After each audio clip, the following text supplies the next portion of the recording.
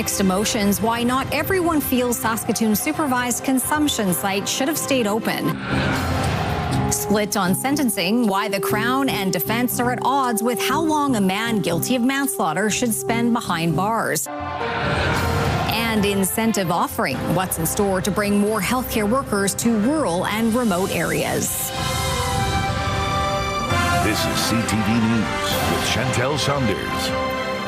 Good evening. We begin in the Pleasant Hill neighborhood tonight, where people rallied over the weekend in support of Saskatoon's now closed supervised consumption site. But as Hallie Mandrick reports, not everyone in the area agrees the facility should have stayed open.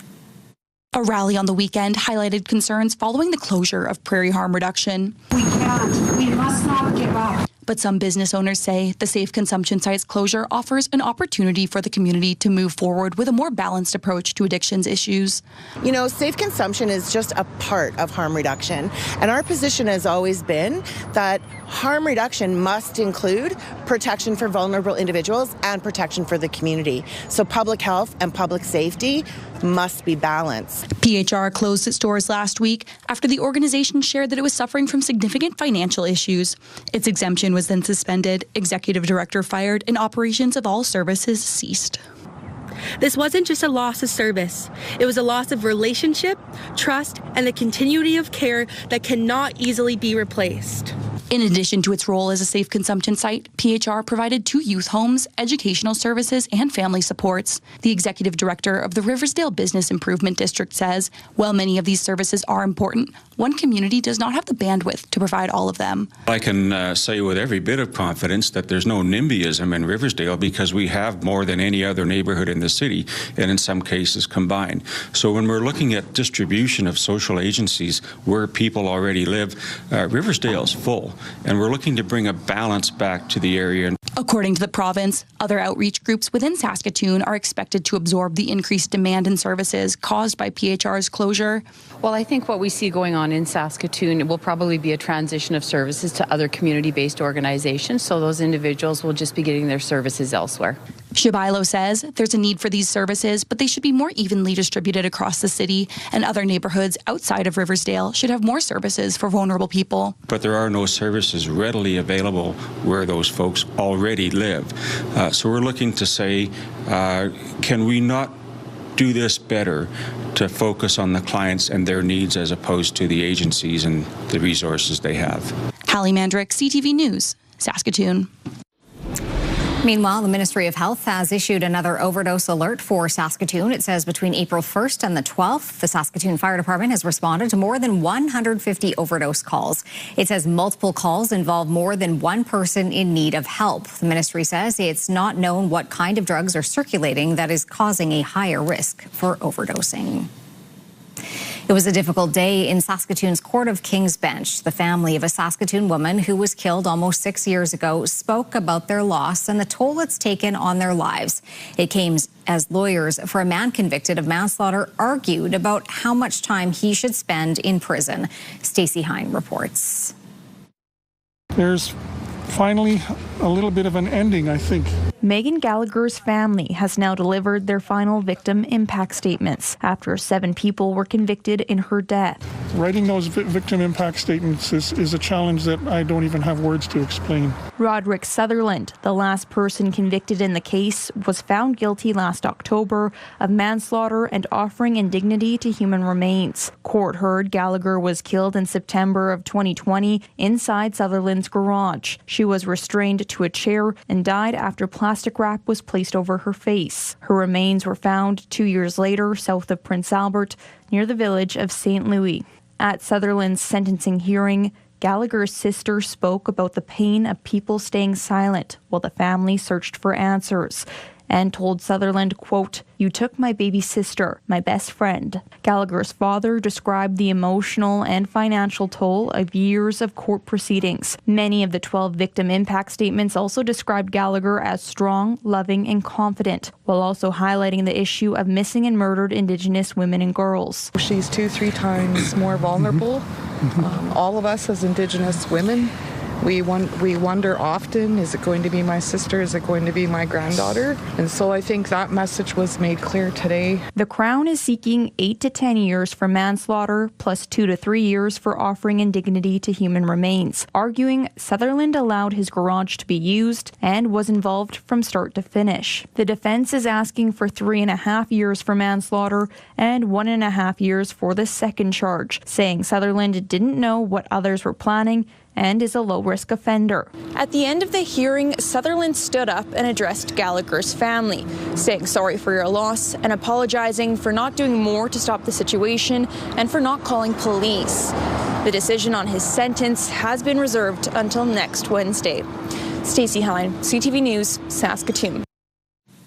A man found guilty of manslaughter is headed to prison. Timothy Smith has been sentenced to 6 years in the death of Landon Waddell. Court heard an argument over knuckle dusters ended in Smith punching Waddell twice and kicking him, which caused him to hit his head on a coffee table at a home on 26th Street in November of 2024. With time served, Timothy Smith will be behind bars for just over 4 years.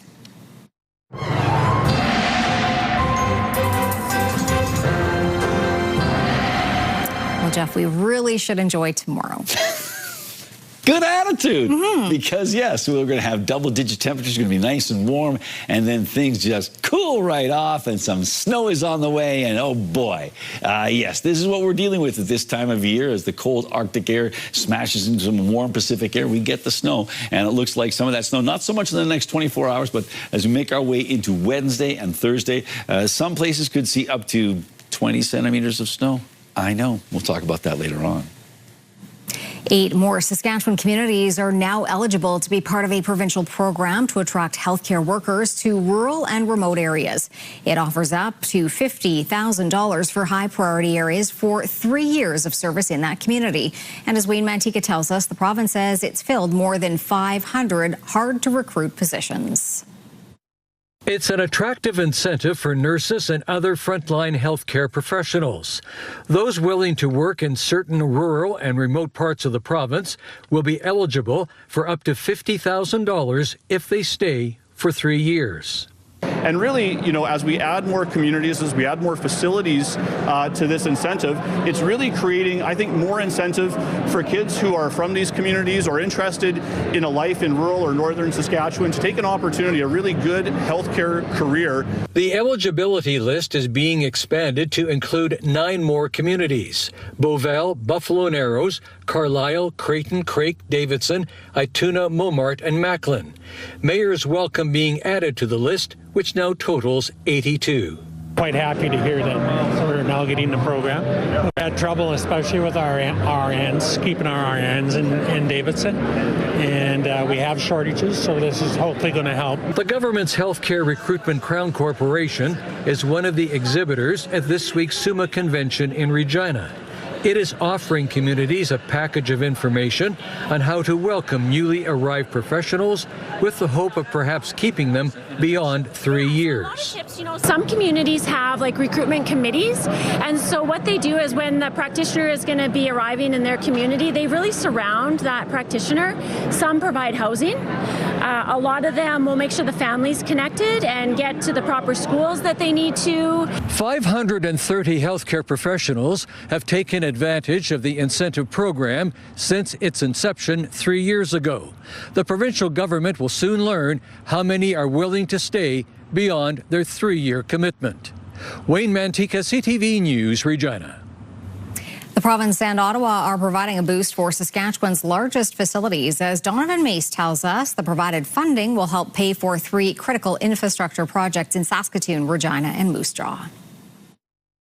This is key for growth and expansion for us. Regina, Saskatoon, and Moose Jaw are getting a jump start in growing their cities. It helps. You know, it's going to be enough when we get to where we don't have an infrastructure deficit. The provincial, federal, and municipal governments for Saskatchewan's 3 largest cities are providing nearly $26 million towards building and improving water, wastewater, stormwater, and solid waste infrastructure. Funding is provided through the Canadian Housing Infrastructure Fund, and the grants are expected to support the construction construction of more than 29,000 homes. Good water and sewer services allows you to build homes. There's also dollars available for facilities. The funding will help Regina's plans to build 500 new housing units at the Old Taylor Field site, a long-awaited redevelopment. To see that finally come to fruition and see that we're actually going to see houses be built in that space is extremely exciting. Saskatoon's portion will support the expansion of the Material Recovery Centre and extend the life of its landfill. In 2011, the City of Saskatoon had a report back that said we had 10 to 15 years left in our landfill. That's today. And in Moose Jaw, funding for the Spring Creek Wastewater Management Project will protect homes from future flooding. I'm excited for the opportunity that there will be growth that can happen immediately for the city with, new housing and buildings. Now, the federal government will invest more than $187 million into housing-enabling infrastructure projects across the province, with the government of Saskatchewan adding an additional $156 million. More projects in other cities will be announced later once they receive approval. Donovan May, CTV News, Regina. As some major cities across the country see housing prices drop, it's a very different narrative here in Saskatchewan. Supply constraints are pushing home prices to record highs. CTV's Alison Bamford explains how it's creating a tough market for buyers.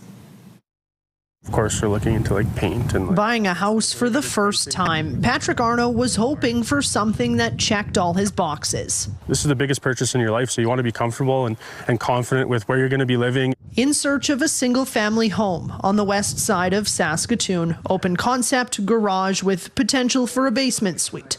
Turns out his ideal house was hard to find. It was kind of like finding a needle in a haystack. There was really not a whole bunch of options with that, and you kind of had to really pick and choose, and you couldn't be too picky. Housing options in general are limited. It's an inventory shortage throughout the province. And it's driving up prices. Last month, Saskatchewan housing prices hit record highs. The benchmark price of a home in Saskatoon reached $435,000, a 5% increase from last year. We very much have to be focused on bringing more homes to market very fast. It's a unique problem in Saskatchewan compared to many other provinces in the country, where prices and demand are going down while supply goes up. With very little inventory, it's definitely a little bit harder for buyers to get into. This house just sold. The buyer paid $30,000 over the asking price in cash, no conditions. Realtors say tactics like those aren't always necessary, but it is a good idea for potential buyers to do something to make their offer more attractive. You can increase your deposit, you can submit a pre-approval letter from your financial institution, you can comply with the seller's possession date. At the end of the day, it doesn't always come down to just price. Despite the tough market, Arno managed to find his needle in a haystack below the asking price. We spent a lot of time, my wife and I, talking about it, imagining ourselves in that home and imagining a life together in that home. A home that will be theirs at the start of May. Alison Bamford, CTV News, Saskatoon. SaskPower is reminding farmers to be careful around power lines when moving equipment this growing season following a spike in the number of incidents last year. The Crown Corporation says 315 farm-related incidents involving SaskPower infrastructure were recorded in 2025, up from 262 the previous year. SaskPower says the most common causes of line strikes are fatigue, underestimating the size of equipment, or digging too close to lines. It's reminding people these incidents are all preventable and is encouraging farmers to use extra caution around power poles and overhead lines with seeding approaching. Seasonal campsites are now available for booking in Saskatchewan. Online bookings started this morning at 7. Tomorrow through Friday, nightly campsite bookings will open up. The Sask Parks officials say the spots book up quickly and are reminding people to be logged in before 7 a.m. and to refresh their browsers right at 7 when the bookings open. They say marking their preferred sites as favorites can help people book faster. The Saskatoon Tattoo Expo returned to Prairieland Park over the weekend. For 3 days, visitors could get some ink, a piercing, artwork, and even a haircut, all in one place. Hundreds of tattoo artists from across the globe made their way to Saskatoon for the event. One of the organizers says the group of artists in attendance this year was especially talented. We have ink masters that are actually tattooing here from the show. The winner from season 16 is here, and the runner-up is here. Then we have artists from Germany, the UK, Spain, all over across Canada, from East Coast, West Coast. And it makes up a good variety for everybody. This year marks the 19th time that the event has been hosted in Saskatoon. The pelicans are back in Saskatoon. Meewasin says the first American white pelican touched down in the splash zone between the CPR Bridge and the Saskatoon Weir at 5:30 Friday afternoon. Meewasin has been tracking the birds in the Meewasin Valley for 30 years and runs an annual contest allowing people to guess when the pelicans will return to the South Saskatchewan River. Still to come, the Liberals inch closer to a majority government and celebrating a Saskatchewan blacksmith decades on the job.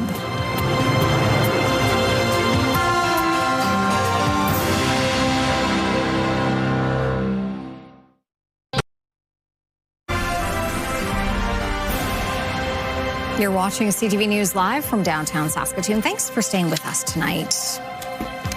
A big day for Mark Carney as Canadians are at the polls in 3 federal by-elections, 2 in Toronto and 1 in Quebec. The federal Liberals need to win just one of those races to get a majority government with at least 172 seats. Here's Michael Couture with what voters are saying about this pending majority for the federal Liberals. For some people voting in today's by-elections, federal politics is about the person they want to send to Ottawa. She knows what the Scarborough Southwest needs. It's not like somebody that's coming in from another area. So it's very important that we have somebody representing our needs. That candidate is the former deputy leader of the Ontario NDP, who's now running for the Liberals. The Liberal Party of Canada is a big tent where I see myself voicing my concerns of the people of Scarborough Southwest. Now, the new leader of the federal NDP is questioning the size of that big tent, given the Liberals welcomed 5 opposition MPs in as many months, including the latest, who held social conservative views.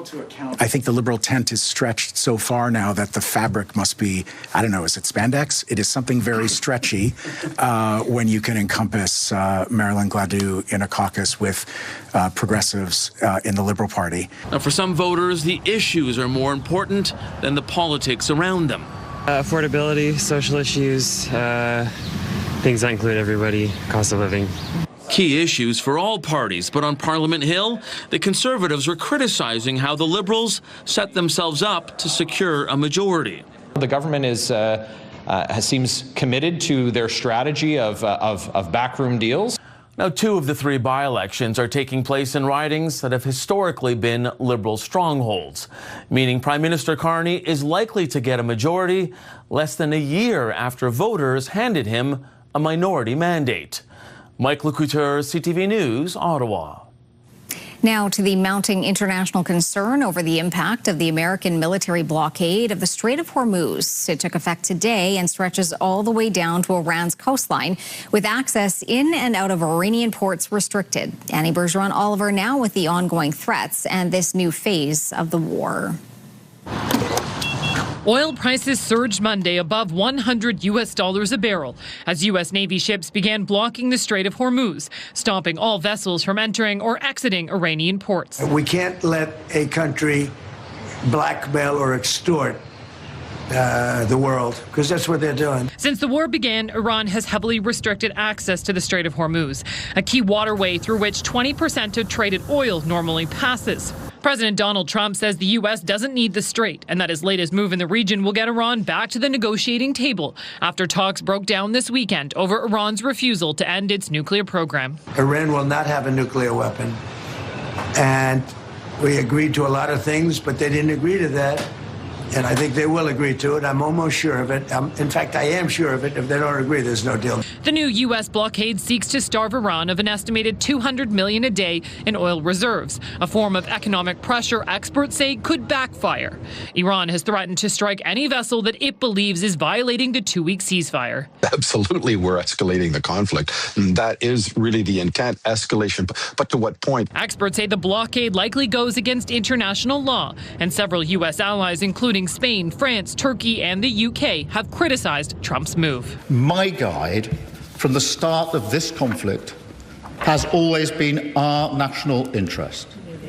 That's why we stayed out of the war and why we continue to stay out of the war. Economists say Canadians can expect to see higher inflation over the coming months, even if this fight over the Strait is somehow solved within days.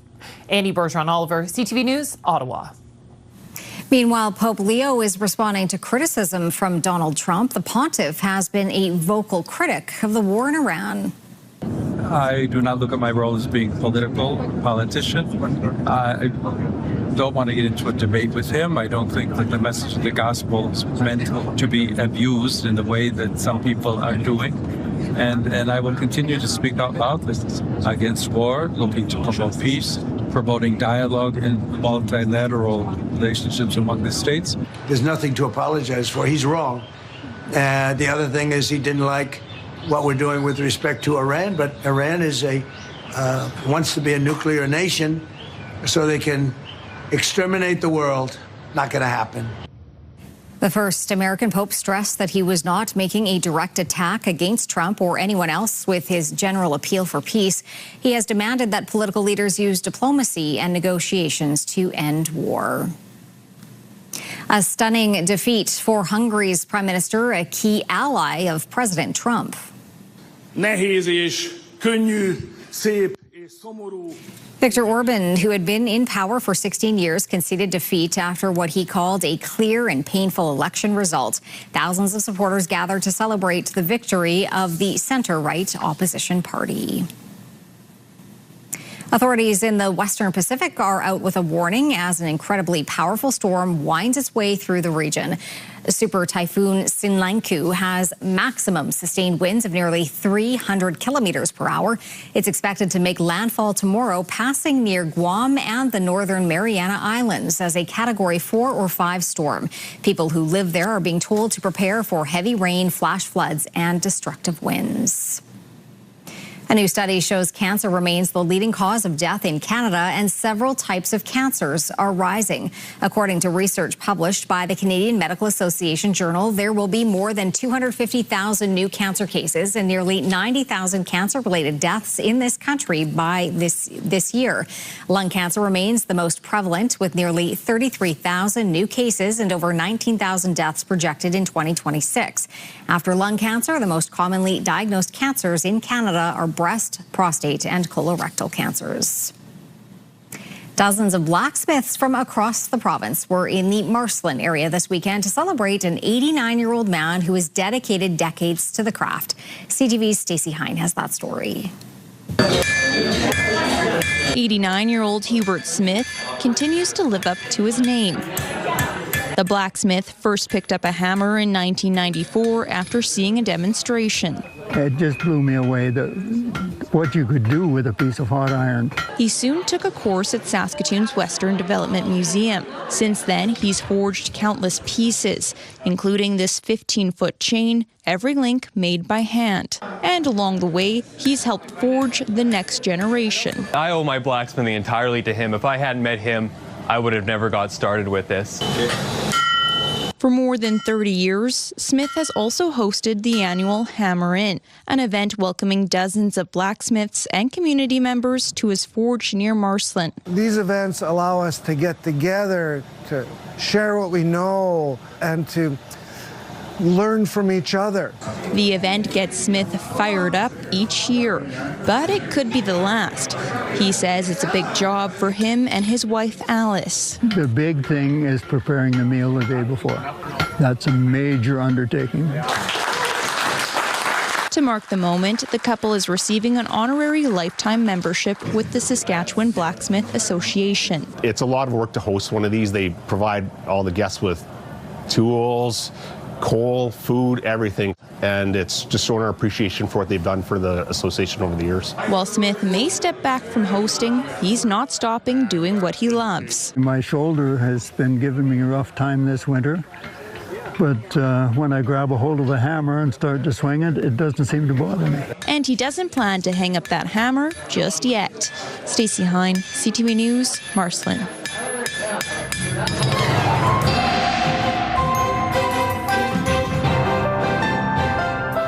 Hi, I'm Kim.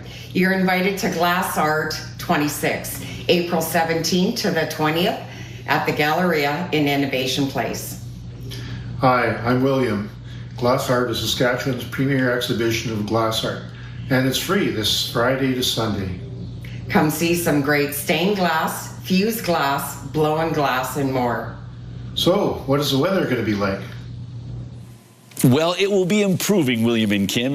We've got ourselves the 3 days that the event is on. At least temperatures will be warming up. But once again, this is not the Galleria. This is, of course, St. Paul's Hospital. But Innovation Place, yes, is the place to be this weekend. Now, we can tell you that the actual exhibition opens at 10 a.m. on Friday, but there's a reception at 7 o'clock. So midday temperatures will be just about 1 degree, warming up, as I say, on Saturday and Sunday. But the 1 degree temperature, obviously it'll be a little cooler by the time we get time for the reception, so why not be indoors checking out the beautiful glass that is being offered up during Glass Art 26. The Galleria Innovation Place, as I mentioned, is where things are taking place for this particular exhibition. We can tell you that we've got ourselves 6 degrees right now in Saskatoon, 3 in Prince Albert, 6 as well in the Battlefords. Moderate winds out of the south, so it's not super warm, but it is a southerly flow. Okay, 7 degrees for a high today in Saskatoon. 10 is typical, so we're once again below seasonal numbers. 25, that's the record warm temperature. In 2008, the record cold, minus 23 in 1893. And the sun is going to go down after 8 o'clock. Coming up, an unconventional way to go the distance. The trek that attempted a world record while helping children overseas.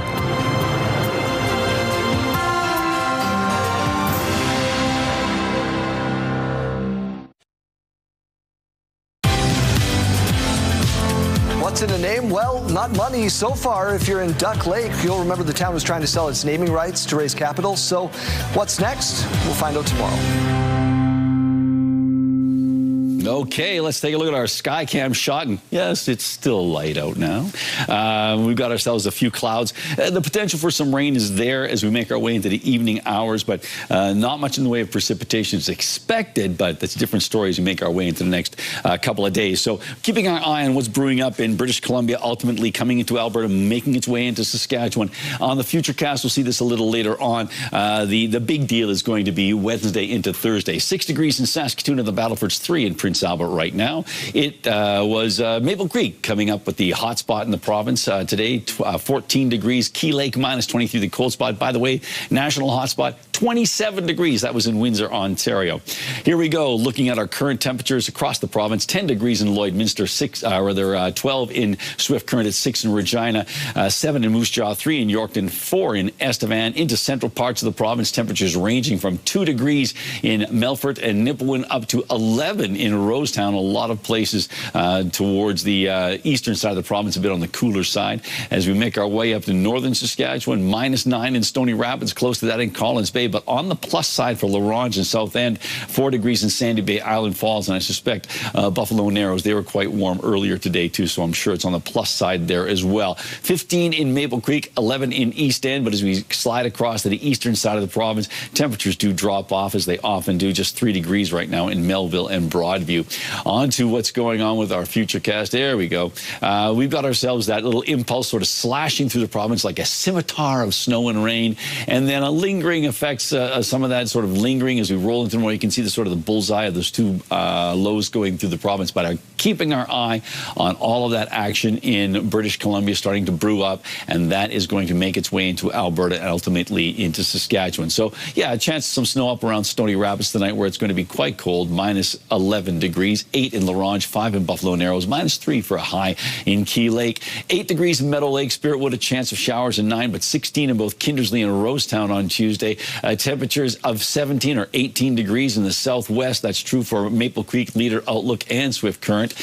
17 as well on the plus side for Regina and Estevan, 18 in Moose Jaw, 11 in Yorkton, and 12 degrees the high expected in Watrous, 11 in Hudson Bay, 8 in Melfort, and 9 in Humboldt. Humboldt might see some fog in the morning, so a chance of showers tonight in the Battlefords region. 1 degree the overnight temperature, 11 degrees tomorrow for a high with the winds backing off, and then bam, temperatures drop right off for Wednesday and Thursday. And over the course of those 2 days, there could be up to 15 centimeters of snow, 3 on Friday, and then look at that, warming up by 18 by Monday. Woo!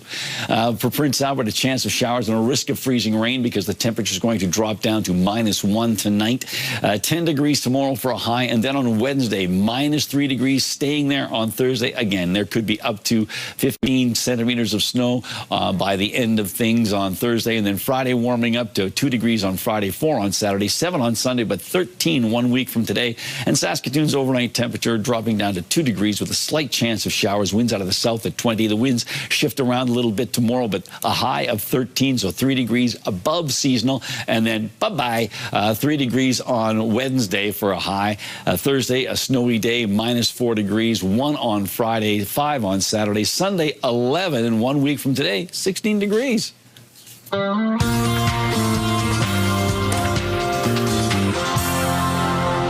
Bottom line, all of you should be thanking us. We took out a horrendous, horrible leader who was oppressing his own people. But don't get any ideas. And live from New York, it's Saturday Night.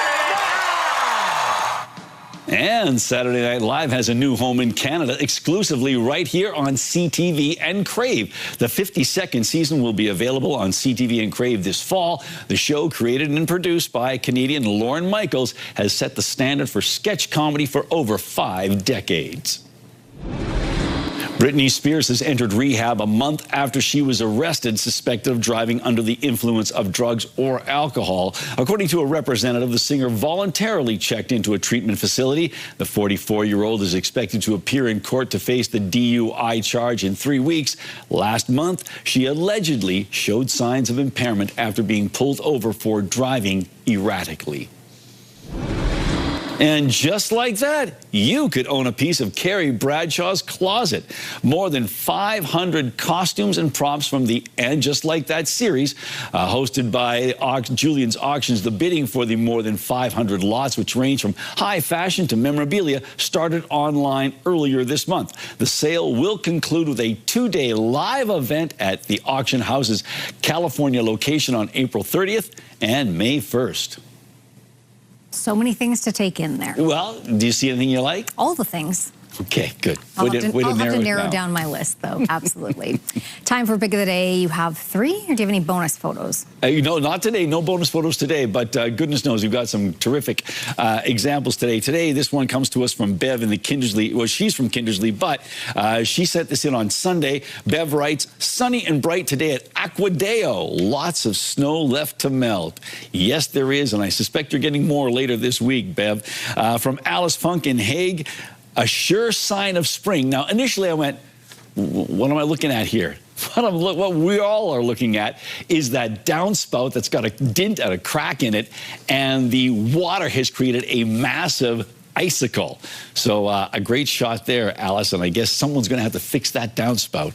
All right. And finally, from Dana, I'm pretty sure this is from Larange. I wasn't sure, but I double-checked a couple of things here. But Dana says, this is therapy dog Torino. Torino is a miniature schnauzer who works with kids and adults who have special needs at Children North ECIP, and also visits people in the hospital. Yeah, I'm pretty sure Children North ECIP is in the Larange area. So thank you for that great shot, and I'm not sure if your dog enjoys wearing the glasses, but it looks great now. So thank you for sharing that image.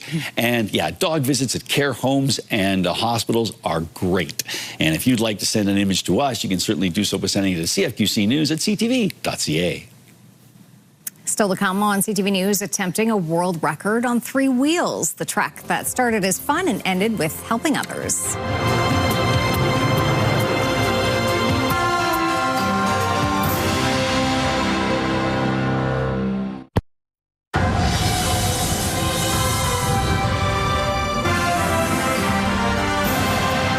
Now to the story of a Canadian man who decided to tackle a world record on 3 wheels. CTV's Adam Sawatsky explains why.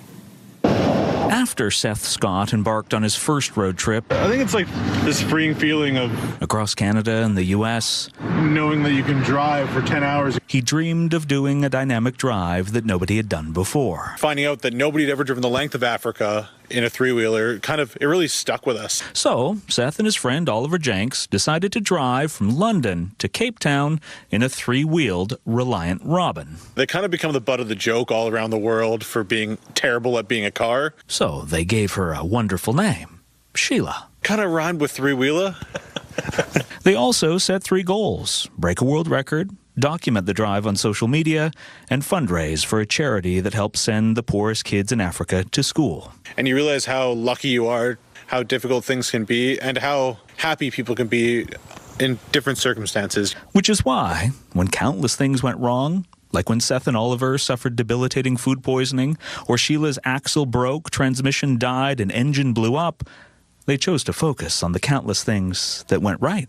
We met some incredible people, and we saw a lot of fantastic and beautiful things. There's something very special about Africa that'll forever kind of have a place in my heart. And then, after traveling across 20 countries in 4 months, they found out they'd raised $24,000 for charity.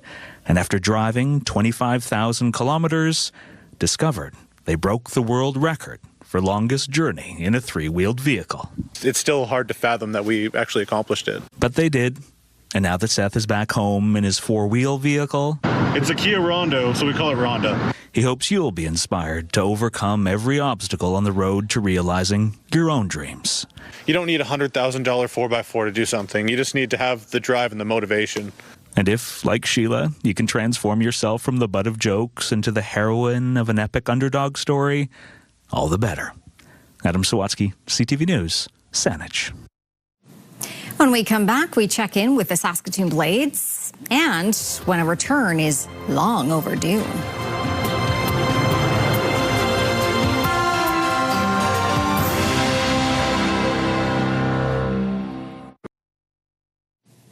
Welcome back. Time to take a look at the rural forecast. And as Chantel mentioned off the top of the program, enjoy tomorrow in terms of these temperatures, because we are going to be seeing a lot more in the way of cool temperatures as we roll into Wednesday and Thursday. But let's take a look at these numbers. Some of these places have a chance of some showers, not expecting a big downpour or anything like that, but single-digit temperatures closer to 10 degrees, but some nice double-digit temperatures in this part of our map. Look at that, 17 for Outlook, 15 for Kindersley, 12 in Watrous. Making our way down south. Yes, look at that. Everyone with the exception of Kenora into the double digits, and nicely so, not just barely making it. Assiniboia, 18 degrees and mainly sunny skies, 18 in Maple Creek and Coronac, 15 in Broadview and Carlisle, so some very warm temperatures as mentioned.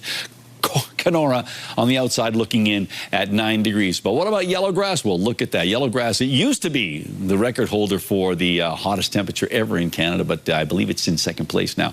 17 degrees tomorrow, though, so a nice day. Winds out of the southwest to 20, so a pretty pleasant day in Yellowgrass on Tuesday. And that's where internet plans of up to 1 gig are available from SaskTel. The Saskatoon Blades will come back to SaskTel Centre down 2 games to none after a tough weekend in Prince Albert. After a thrilling game 7 overtime win on the road in round 1, the Blades struggled to get shots on net in both games, only getting 17 and 15 toward the net. Through 2 games, Zach Olsen is the only goal scorer for Saskatoon. Despite being down to their Highway 11 rivals, the Blades say they've addressed some issues and home ice will help. We haven't been at our best through the first 2 games. I think that they've played really well, but I don't think that we've been to the level that we're capable of quite yet. So, and there's multiple factors that goes into why that might be. And again, we've used the last couple of days to address those factors, and we're hoping to have a better effort here at home tomorrow. It's just simplifying, getting back to what we do best. Obviously, game 1 wasn't us. I thought we did some good things in game 2. First half especially, I thought we played well. Yeah, I think getting back at home with our fans, our support will be huge for us going into the rest of the series. Games 3 and 4 go tomorrow and Wednesday night from SaskTel Centre at 7. The comeback fell short for the Saskatchewan Rush Saturday night. Bucktooth with it. Hannah now all alone scores. Jack Hannah. Colorado built a 7-0 lead before the Rush finally scored 1 late in the second quarter, but it was too big a spread to come back from. The Mammoth won 13-11 and take first place. The Rush, losing 5 of their last 6 games, now sit in 5th place. The Toronto Rock will come to SaskTel Centre on Saturday for the final game of the regular season. With Middle East peace talks collapsing on the weekend, oil stocks were expected to rise today and other stocks dropped, but both gained. Marilla Fernandez has more. The price of oil spiked back up again today, with the U.S. now moving to block the Strait of Hormuz. West Texas Intermediate shot up to $103 a barrel this morning before settling back to under $98 by the end of the trading day. Traffic through the key shipping route has dramatically slowed down after Donald Trump threatened to eliminate Iranian ships that come close to the U.S. blockade. Here are the closing numbers for the day. The Canadian dollar is up to 72.53. West Texas Intermediate is up to 97.84. Western Canadian Select is down to 72.40. And the TSX gained 183 points today. Those are your business headlines. I'm Marilla Fernandez. Coming up, a Canadian library gets its books back years later. Then a dynamite gathering with a world record attempt.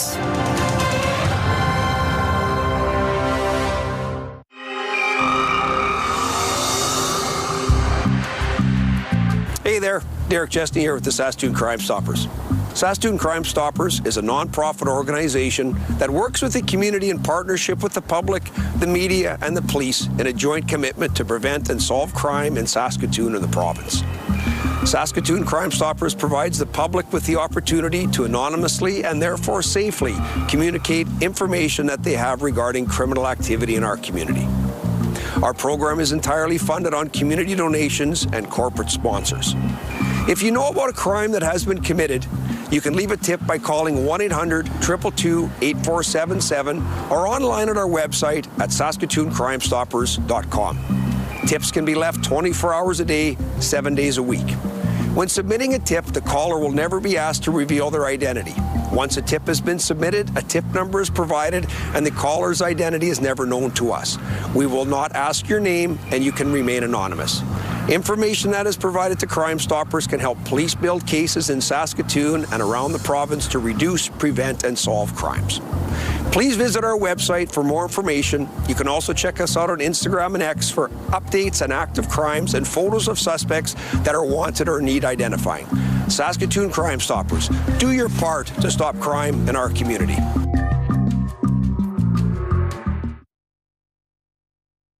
Select Hair Service is brought to you by Sage, the beauty bar. We've got another great night of entertainment coming up right here tonight at 7, starting at 7 with the fall and rise of Reggie Dinkins. All right, better late than never, right? Mm-hmm. Well, that goes for library books as well. A public library user in Richmond, BC just returned 2 books 23 years late. They were mailed back from Toronto. If late fees still applied, the tab would have been in the thousands. Back then, it was 5 cents a day, but luckily for the borrower, the library is now fine-free. The library says it's proof it's never too late to say sorry and drop your books in the mail. Yeah, you wouldn't want to take them in person, right? No, you don't. You don't. It's a little humbling. It's embarrassing. And what if they do have those, stringent Fines? rules on fines? Yeah, exactly. Okay, yeah. All right, well, the University of Calgary officially set a world record on Saturday. Thousands of people were at the university to celebrate its 60th anniversary. As part of those celebrations, the university was looking to set a world record for the largest gathering of people dressed as dinosaurs. The old record was 468, and that was set last year in Palm Beach, Florida. With Guinness officials on hand, the U of C smashed that with 682 people wearing costumes of their favorite prehistoric creature. But, Jeff, that pales in comparison to Dundurn's record. Remember in July of 2023, yes. 1,100 people dressed up in inflatable dinosaur costumes. So I think that's the difference, because in Calgary, they could wear like, So does Dundurn have the world record for inflatable? Yes. They must, yeah. Yes, they do. Okay, absolutely. There you go. But this is still fun. Oh, no, it's still very cool. Yeah, absolutely. And those costumes are very warm, so we should all buy them for the week. What's it like to be a Guinness official? Hello, Guinness official. Let me see. I don't know. Break out your ID. Dun, dun, dun. Hey, stop it. That's not a world record. There you go. You're saying it's not a serious job? No, I'm saying it's very serious, and I would love it. You would. Thanks for watching.